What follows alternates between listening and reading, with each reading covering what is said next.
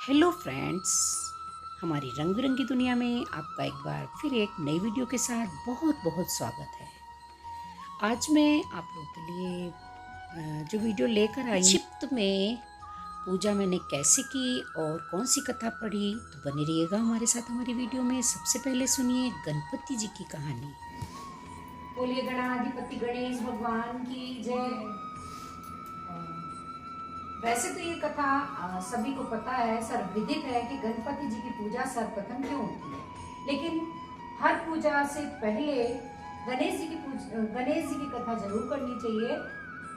तो एक समय की बात है, शिव जी कैलाश को गए हुए थे, पार्वती जी अकेली थी घर पे। तो शिव जी वहां पर थे नहीं, तो पार्वती जी ने अपने पसीने और मिट्टी से एक पुतला तैयार किया। हाँ, अपने पसीने से और मिट्टी से एक पुतला तैयार किया और उससे बोला कि मैं अंदर नहाने जा रही हूँ, घर में आए तो तुम उसको अंदर मत आने देना, मैं नहाने जा रही हूँ। तो जो वो पुतला था वो पुत्र गणेश जी थे। शिव जी बहुत टाइम बाद जब पार्वती जी से मिलने पहुंचते हैं तो वो अंदर जाने लगते हैं। तो गणपति जी पहरेदार के रूप में वहां पर बैठे थे, तो उन्होंने शिव जी को जाने को अंदर मना किया कि तुम अंदर नहीं जा सकते, मेरी माता ने कहा है कि कोई भी अंदर आने मत देना। शिव जी बोले, माता तुम्हारी कौन सी माता हुई, तुम्हारी कौन सी माता है? तो बोले अंदर नहाने गई है। बार बार वो बोलने लगे तो शिव जी को लगा कि मैं तो यहाँ था नहीं, तो ये पुत्र कहाँ से हुआ। और जब उसने बहुत ज्यादा जिद की तो क्योंकि उसको माता की आज्ञा माननी थी, तो शिव जी को गुस्सा आ गया उसकी इस बात पर, और शिव जी ने उसका जो है गर्दन धड़ से काट दिया और अंदर घुस गए। फिर पड़े, अब वो अंदर घुसे तो पार्वती जी बोली, मैंने तो पहरेदार के रूप में अपने पुत्र को खड़ा किया था, तुम अंदर कैसे आए? तो शिव जी बोले, कौन पुत्र? जब मैं यहाँ था नहीं तो तुम्हारा पुत्र कहाँ से आया? तो बोली, उन्होंने पूरी कहानी बताई कि मैं अकेले थी तो कोई तो देख रेख के लिए चाहिए, तो मैंने पसीने से और से मिट्टी से एक मंत्रों के द्वारा रचना की और इससे मतलब अपने पुत्र के रूप में उसको अपने साथ रखती थी कि वो मेरी रक्षा करेगा। मैंने तो उसका ऐसे सिर काट दिया। तो पार्वती जी रोने लगी, तुमने ये क्या किया नाथ, और तुमने उसको ऐसे क्यों मार दिया, ये वो बहुत मतलब आपस में, मुझे तो वही अपना पुत्र चाहिए, जीवित चाहिए। तो चूंकि शिव जी तो भगवान है, भोलेनाथ है, तो वो तो कुछ भी कर सकते हैं। उन्होंने फिर भी उन्होंने कहा कि अच्छा ठीक है, मैं अपने गणों को भेजता हूँ और कुछ इसका उपाय सोचता हूँ। तो उन्होंने सारे गण इकट्ठा कर लिए और बोले कैसे भी हो, किसी का भी सिर हो, क्योंकि जब उन्होंने सिर काटा था तो सिर उसका बहुत कहीं दूर जाके गिरा था, वहां पर सिर नहीं था। चाहते तो उसी सिर को भी वो जोड़ सकते थे, लेकिन सिर वहां पर नहीं था, केवल धड़ था।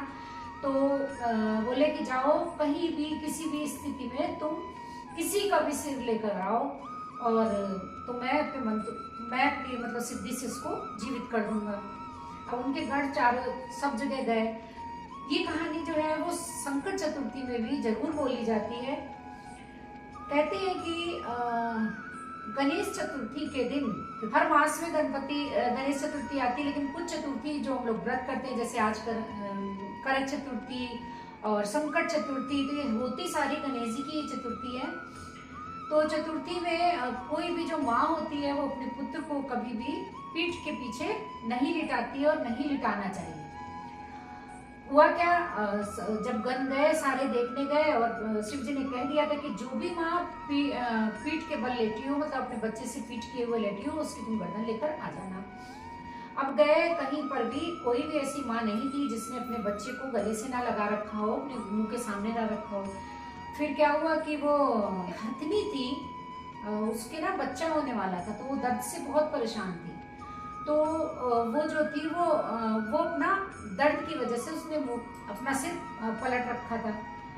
उसी की हथनी के बच्चे को काट कर ले आए और बोले ये लो, और बता दिया पूरी बात, ऐसे से एक हथनी दर्द से परेशान थी और उसने ऐसे पीठ के बल पर लेटी हुई थी, तो हम ये ले आए। फिर शिव जी ने उनका मुंह मंत्रों के द्वारा लगा दिया और वो पुत्र जीवित हो गया, यानी कि गणपति जी जीवित हो गए। अब पार्वती जी फिर से विलाप करने लगी कि मेरा पुत्र तो बहुत सुंदर था और ये था वो था, अब मैं क्या करूंगी, तुमने तो इसके हाथी की सूंड लगा दी है या हाथी का सिर लगा दिया है, तो ये तो सुंदर नहीं लग रहा है। शिव जी बोले मैं किसको ऐसा वरदान देता हूँ कि कोई भी इसे कुरूप नहीं कहेगा और इनकी ऐसी सुंदरता का वर्णन चारों ओर होगा और इनका नाम जो भी नहीं लेगा उसकी पूजा सफल नहीं मानी जाएगी। तो मैं ऐसा वरदान देता हूँ कि सर्वप्रथम जो है गणपति की ही पूजा करनी चाहिए। जो सबसे पहले गणपति की पूजा नहीं करेगा उसकी पूजा व्यर्थ है। तो ये वरदान मिल गया था चूंकि, तो कहते हैं ना गुण होना चाहिए, अगर गुण हो तो सुंदर और सुंदर कुछ नहीं होता है। और हमारे गणपति जी हैं भी ऐसे ही विघ्न विनाशक, सबके विघ्नों को हरने वाले, सबके संकट को दूर करने वाले। बोलो गणाधिपति गणेश भगवान की जय। अब सुनिए करक चतुर्थी की। जो सौभाग्यवती स्त्रियां इस करक चतुर्थी के दिन व्रत करके सायंकाल विधि से पूजन करेंगी, वे अचल सौभाग्य, धन, पुत्र और बड़े भारी यज्ञ को प्राप्त होंगे। इसलिए सभी सौभाग्यवती स्त्रियों को, सुहागिन स्त्रियों को करक चतुर्थी का व्रत अवश्य करना चाहिए। कार्तिकवती चतुर्थी को करवा चौथ या करक चतुर्थी कहते हैं। इसमें गणेश जी का पूजन, सभी सुहागिन स्त्रियां सबसे पहले गणपति जी का पूजन करती हैं, फिर अपने पति की दीर्घायु के लिए ये व्रत करती हैं। प्राचीन काल में द्विज नामक ब्राह्मण के 7 पुत्र और एक वीरवती नाम की कन्या थी। वीरवती प्रथम बार करवा चौथ व्रत के दिन भूख से बहुत व्याकुल थी, पृथ्वी पर मूर्छित होकर गिर पड़ी। जब उसकी बहन मूर्छित होकर गिर गई तो उन्होंने सोचा कोई उपाय सोचते हैं कि आज तो इसका करवा चौथ का व्रत है, तो कुछ ऐसा उपाय किया जाए जिससे स्वस्थ हो जाए।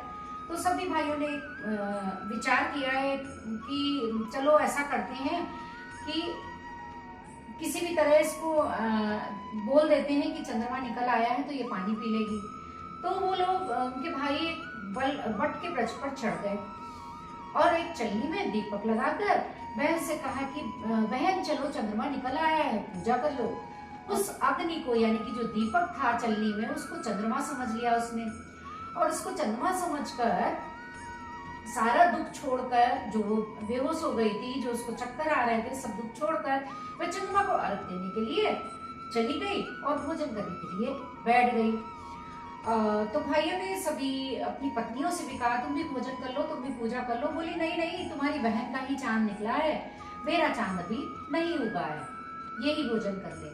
तो जैसे ही वो खाना लेकर बैठती है तो पहली कौर में बाल निकला, दूसरी कौर में छींक आई और तीसरे कौर में ससुराल से बुलावा आ गया। तो ससुराल में उसने देखा कि उसका पति वहां पर मरा पड़ा है। संयोग से वहां इंद्राणी आई और उन्हें देखकर विलाप करती हुई वीरवती से बोली, हे माता, ये सब किस अपराध से हुआ है? प्रार्थना करते हुए बोली कि मेरे पति को जिंदा कर दो, मैंने ऐसा कौन सा अपराध किया है जिससे हमारे पति मरा पड़ा है। इंद्राणी ने कहा, तुमने करवा चौथ का व्रत बिना चंद्रोदय, चंद्रमा को अर्घ दिए सब किया है, उसी के फल से ये प्राप्त हुआ है।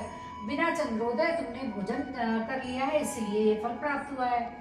अतः अब तुम 12 माह के चौथ के व्रत व करवा चौथ का व्रत को श्रद्धा पूर्वक करना, तो तुम्हारा पति जीवित हो सकता है। और हर चौथ को विधि पूर्वक करना। इंद्राणी के वचन सुनकर वीरवती ने विधि पूर्वक 12 माह के चौथ और करवा चौथ व्रत को बड़ी भक्ति भाव से किया और इन व्रतों के प्रभाव से उसका पति पुनः जीवित